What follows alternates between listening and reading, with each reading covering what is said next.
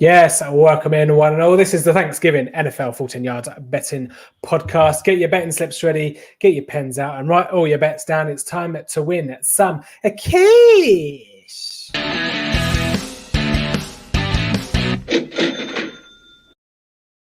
Yes, welcome in everyone. Cha-ching indeed. Hopefully we can make you some cash on the Thanksgiving games. We're going to be kind of some of the later ones in week 12 as well. But yeah, obviously just the two games now, Adam, to bet with, I suppose, tonight with the Steelers and Ravens game being moved to a weird time on Sunday. Don't know why they've bothered at 6:15, but hey, I don't know. But anyway, yeah, obviously, as you can see. How was your Thanksgiving gone so far? Well, worked this morning, posting and delivering parcels. Obviously, we're overwhelmed at the moment, getting absolutely murdered, and still 4 weeks left till Christmas. But I've got a job, so I can't complain too much. And yeah, since then, got home and been doing NFL work, preparing for this and doing my previews on tdtips.com. Managed to get the first game done, and I'll sort the other one while I'm watching the other one later on in about half an hour time. Yeah. I every year, do you know what? Every year, I always forget that the Thanksgiving games are 5:30. I always think it's 6 for some reason. Yeah. Anyway, So definitely have to keep to under half an hour today. But hopefully we've only got kind of 2 games to go through. So hopefully we should be doing all right. But let's start off then, Adam, with the first game. Houston Texans obviously traveling to Ford Field in the traditional Detroit Lions game. I'll put the betting up on the screen. But what do you make of the game? What do you like? I think you've got to lean to the Texans. I don't see how the Lions are going to do much better than last week where they scored 0. When they've got the same injuries as they did then. Matthew Stafford's still playing with a torn ligament in his thumb. That obviously had some effect last week. But then you've got a lack of any kind of offensive talent. Obviously, Kenny Golladay, Danny Amendola, DeAndre Swift are all ruled out again. You're looking at Adrian Peterson to lead the line on the ground. He ran for... He had 7 for 18 yards last week, and Kerryon Johnson had 6 for 17 on the ground last week against the Panthers defense that really isn't very good. Kerryon added a couple of catches for 21 yards. But the Texans' run defense is where you want to be aiming, and they really don't have the talent to be able to do it. So I think the Lions are really going to struggle to move the ball, frankly. Yeah, it's an interesting one. Let's say the Houston Texans defense is not a great one. It's a good matchup on. So I did the preview on 14yards.com for the game in terms of an NFL perspective, and these are just 2 really bad run defenses. The total points is 52, which seems a tad high for me. But again, with the defenses so bad, it could be a high scoring game. But these 2 teams haven't got anything to play for. There's not really a lot going on with them. DeAndre Swift is obviously out, so congratulations to anyone that got on early with Adrian Peterson and Kerryon Johnson any times, or 2+ or 3+ and all the rest of it. So because I think they are now Adrian Peterson's now 11-10, Kerryon Johnson's now 13-8 for just the 1 touchdown. If you I managed to get on earlier today when the news broke. I'm not expecting them to come in, but value wise, Adrian Peterson was 12-1 for two touchdowns. Kerryon Johnson was 33s, and they're now 13-2 and 10-1 for both of those. So again, from a value standpoint, got a good thing going on there. Texans -3 I think is the play in this game. You can see the anytime touchdown scorers there on your screen. Anyone out there that is watching it, is listening, come and give us a comment. Come and let us know what your favorite bets are, and we'll flash them up as we go along in the podcast. But yeah, I mean, it's a bit interesting with Duke Johnson. He has some interesting props. So again, it really is weird how he's terrible. He is terrible, but he's just going to get everything. I don't understand why the Texans don't have another running back. I know they've got CJ Prosize, but he's barely getting anything. But I thought his lines, Duke Johnson, were quite interesting. His rush yards line is 50.5, which he's only done once in the 3 games since David Johnson's gone on IR, or kind of the 2.5 if you like, because obviously he did it halfway through. Was it the Jags game? But yeah, 83.5 is his rushing receiving combined total, and that's with Sky Bet, and he's not done that in any games this season, especially since David Johnson's been out as well. So I'd probably go unders on those. But the thing is with Duke Johnson, his last 3 games, his touches have been 20, 14, and 13. So he's getting kind of the volume, but it's just he's not an efficient guy. He's not a person that is between the tackles kind of guy. He's not pulling up any trees. So whilst Duke Johnson seems to be, he's always kind of fool's gold, isn't he? A little bit. But yeah, I certainly expect Houston. I know Will Fuller has a decent matchup cornerback wise, so you expect him to go quite well. But yeah, I didn't like his lines, so I kind of left him alone. But yeah, there's your Texans and Lions. I don't think there's anything else we need to kind of cover with that one. Again, it's a nothing game. It's a bit annoying, really. It's quite funny how always the Lions games, ever since I've kind of been an NFL fan, there's not really been a Lions game that's meant anything on No. on Thanksgiving. There we go. No, they've been so horribly average. I do like Deshaun Watson to go over his rushing yards. I think it's 32.5. For him on the ground, he's averaged 37 per game over the last 5 games. So I think that's not the worst one in the world. And as we said, Duke Johnson is really not a very good runner. He's averaging under 3 yards per carry, which is just dismal. I do think CJ Prosise, he has a reception line of 6.5. I'm happy to take the overs on that one. I mean, it's 1 or 2 catches. He had 2 catches for 8 yards last week.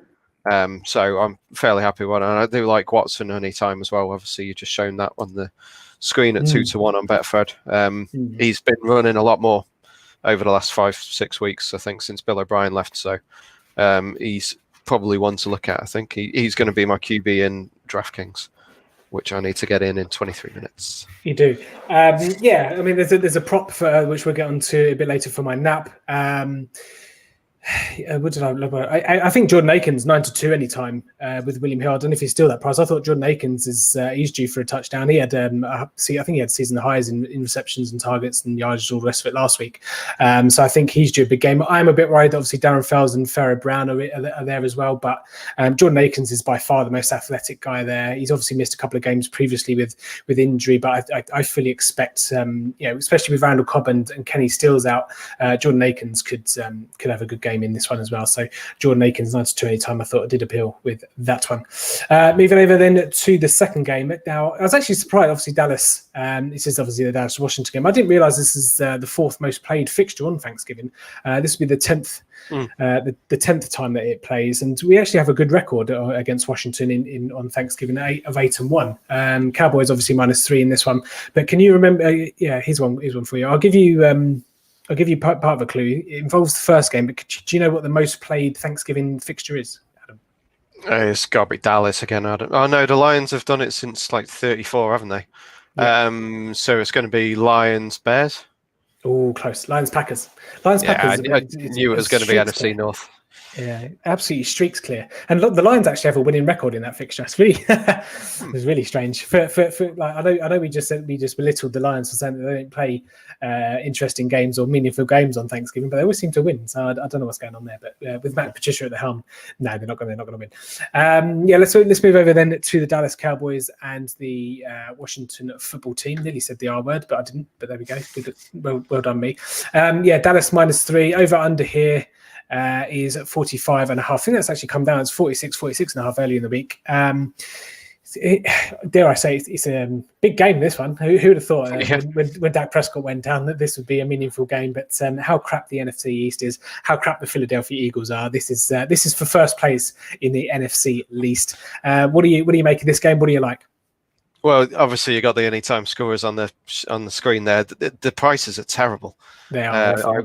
I'm not taking a single one on any times. There's just nothing at all that jumps out. Dalton Schultz is the only one, but a 10-3 for a tight end who scored 1 or 2 touchdowns in his career, I'm not going to take. I like the Cowboys to win, but the issue is that they didn't really face a pass rush last week, and while the offensive line looked better, that was probably a bit of both. They're going to face a very good pass rush this week, obviously one that got home a couple of times against my Bengals last week to fairly devastating effect. Yep. So I think they're going to face a much tougher prospect on the front there.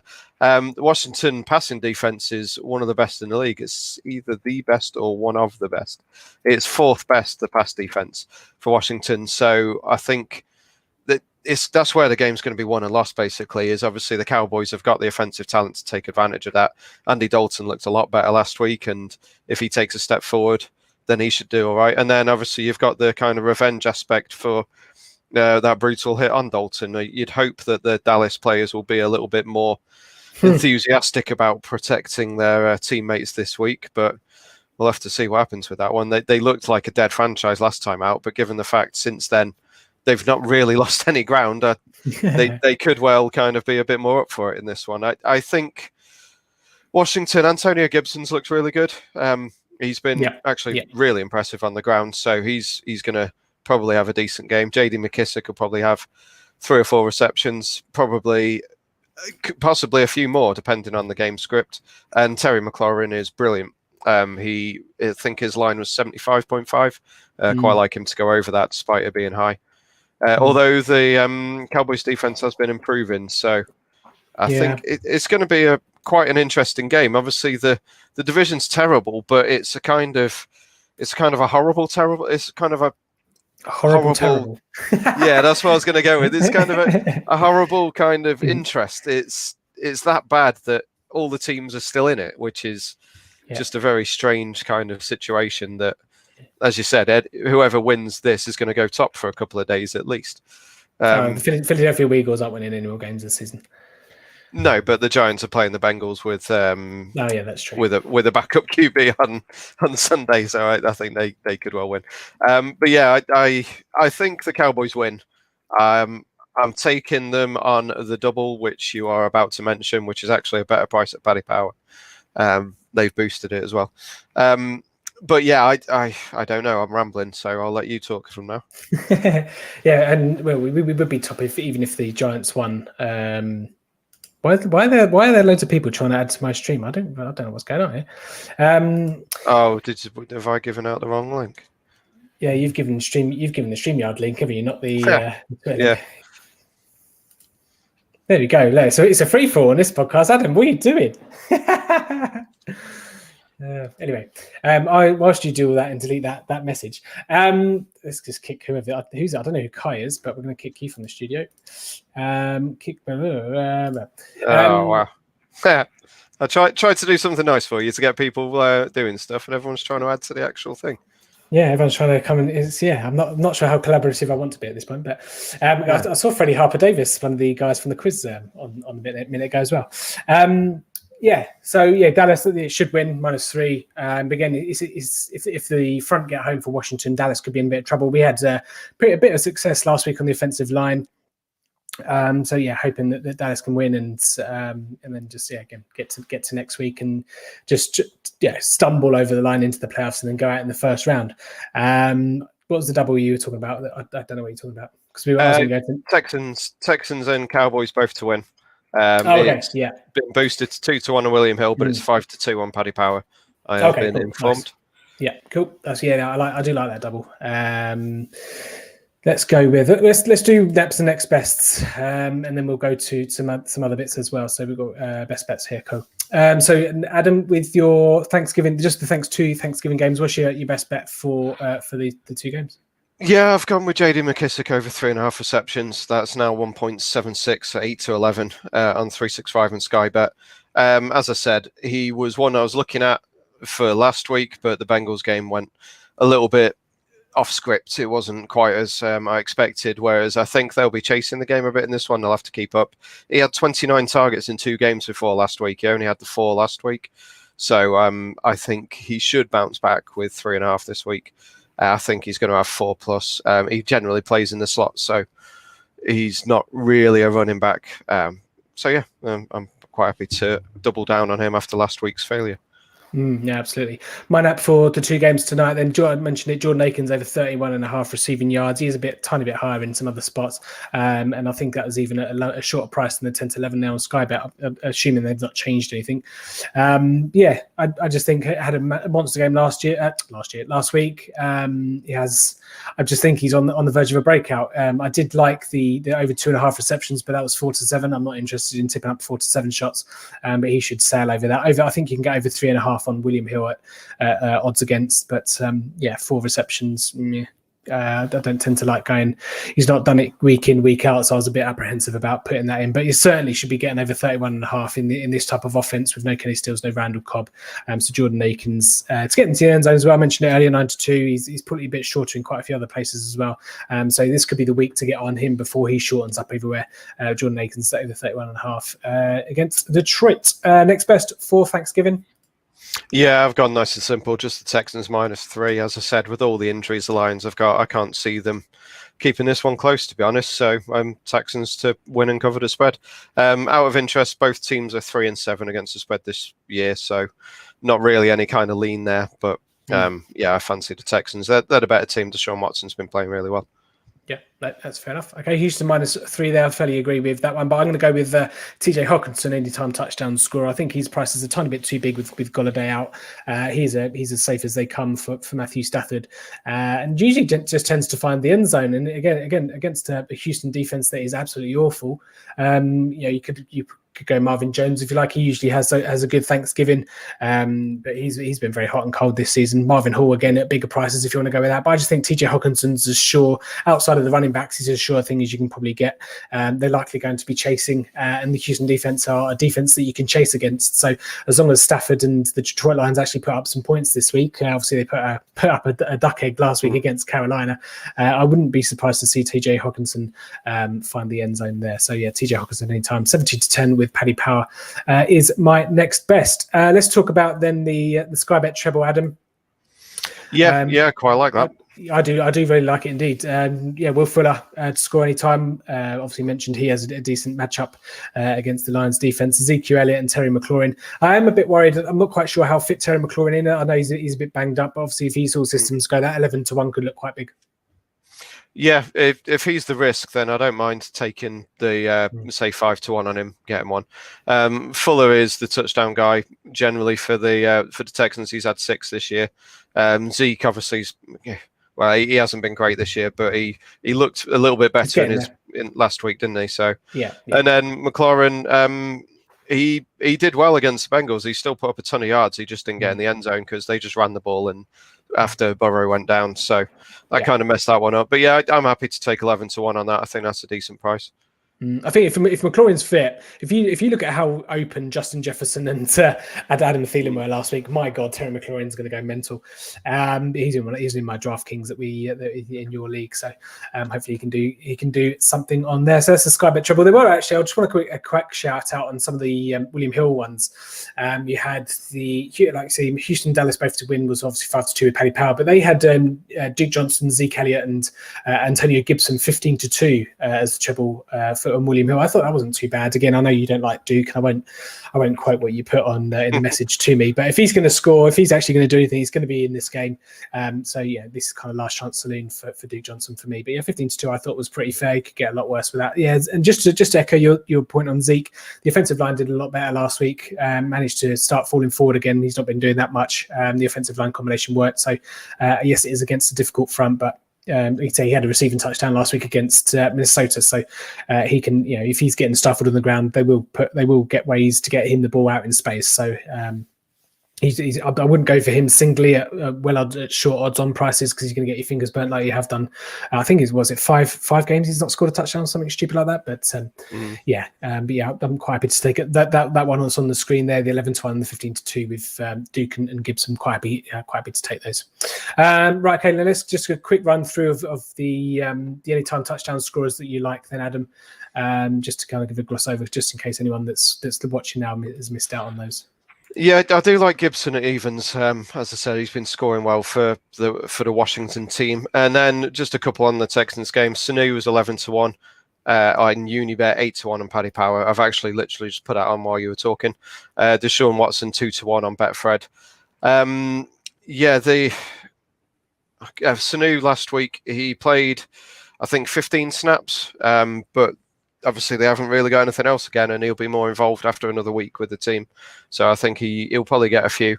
I think his yardage his longest reception is the only thing I could find on him on 365 because they haven't put any up any yardage. But I think it was 8.5 yards for longest reception for him. So I thought that was a fairly decent one as well. If you think he's going to catch one, it's probably going to be more than 8.5 yards down the field. Yeah, okay. And then just to give a gloss over mine, Jordan Aikens 9-2, JJ Hogginson 7-10 was my next best. Logan Thomas 3-1/130 in a place as well. Quite like those at bigger odds. Props and Adam before we round off here, and you can go and do whatever you need to do. I was going to say I'm trying to do my team while we're talking. I've only got 10 minutes. Quick. Props. Yeah, props. CJ Process over 6.5 receiving yards. Kerryon Johnson over 19.5 receiving yards. Mo Sanu over 8.5 receptions. JD McKissick over 3.5 receptions, and Terry McLaurin over 72.5 receiving yards. There you go. All right. Well, I'll let you get to your team. That's any just before you go. Anything else on Sunday? There's going to be no podcast on Saturday. We'll just do a post on the website. Obviously, you've got your tdtips.com as well. Your previews. Quite a lot to do on there. But yeah, anything in week 12 take your fancy on first glance? No, obviously the Giants was one that I looked at when they were -4. They've got way too high now against the Bengals, even though we are starting to back up. The Cardinals actually has come down to -1. They were -2.5 earlier. So that's a bit of a move against Patriots. Quite like them, but it's on the road against Bill Belichick, which is always a worry. And then I don't want to say I like the Falcons because they always let me down, but I think the Raiders are overrated, and the Falcons should bounce back after a horrible game last week. And frankly, that's about it. I want the Chiefs to win, and I think they will, but the Bucs again probably will bounce back after being really poor last week. So I don't really want to touch the spread on that one. There's a couple of lines that really don't make any sense to me. Cleveland Browns -6 at Jacksonville. Don't understand what that line's all about. That should be at least a touchdown. And then talking of touchdowns, Miami Dolphins are only 7-point favorites against the Jets. I know the Jets have done all right, that kind of relatively in the last couple of weeks. But again, do we know who the quarterback is for that game yet in Miami? I suppose. They've said Tua is starting. Tua's back. Right, okay. Interesting. What else have we got here? Indianapolis, Tennessee. Obviously, it's 3 to Tennessee. Yeah, maybe. Anything else here? 6.5 for the Rams against the 49ers. So the 49ers are getting quite a lot of people back. So that 6.5 could look quite big come Sunday. Sunday Night Football is Chicago and the Green Bay Packers. Green Bay Packers 8.5-point favorites. That looks quite high, but I think we've got Trubisky at quarterback there, haven't we? Yeah, probably. We don't know yet. There we go. Yeah, not too much. And obviously we have the rearranged. Where is it? They've not got a lineup on there, but you've got the rearranged Steelers Ravens game. But I fully expect the Steelers to take care of business in that one. Okay, cool. I'm going to let you go and do whatever you need to do. Good luck with all your bets. Good luck with all your bets. Make sure you gamble responsibly. Let's see if we can win some cash for tomorrow's Black Friday sales. Anything that you are before we leave you, Adam? Anything you're thankful for? Just having a job, having a lovely family, and being able to talk to you each week, Tim. See, save the best to last. You didn't plan that. I know. I'm thankful for bookies. Obviously, we have an opportunity to bet on games and lose our money, but also sometimes win some as well. Obviously, help pay for some presents. Yeah, thankful for that we've got this far in the NFL football season. Thankful for my wife. Thankful for Turkey, and thankful for a Dallas Cowboys win later. So here's to hoping. If obviously I'll edit this bit out if it doesn't happen. But thankful all the same. Go Cowboys. We'll be back next week. Good luck with all your bets. In the great words of Kevin Cadle, it's a bye-bye for now. A bye-bye.